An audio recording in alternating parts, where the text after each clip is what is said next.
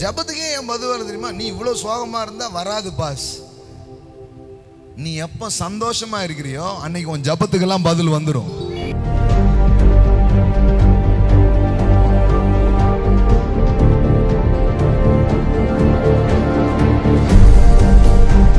மகிழ்ச்சியா இருங்க.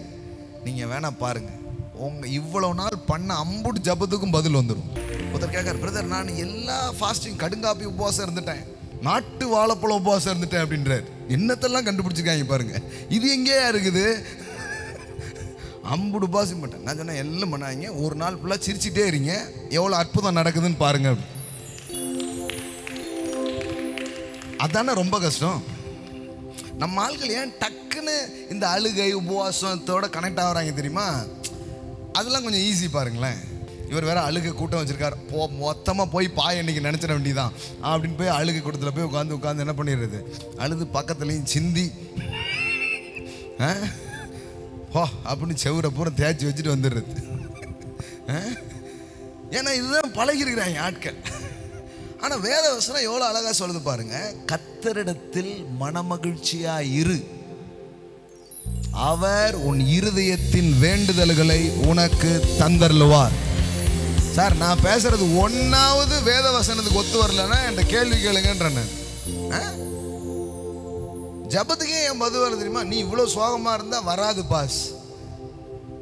நீ எப்ப சந்தோஷமா இருக்கிறியோ அன்னைக்கு உன் ஜபத்துக்கெல்லாம் பதில் வந்துடும்.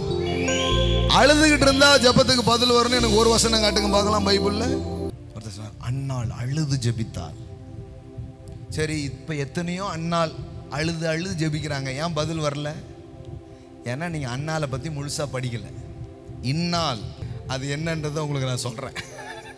அன்னாள் அழுதாள்னு படிச்சிங்களே, முழுசா படிச்சிங்கன்னா வேதவசனம் சொல்லுது, பின்பு அவள் துக்க முகமா இருக்கவில்லை. That's a key, that's a secret.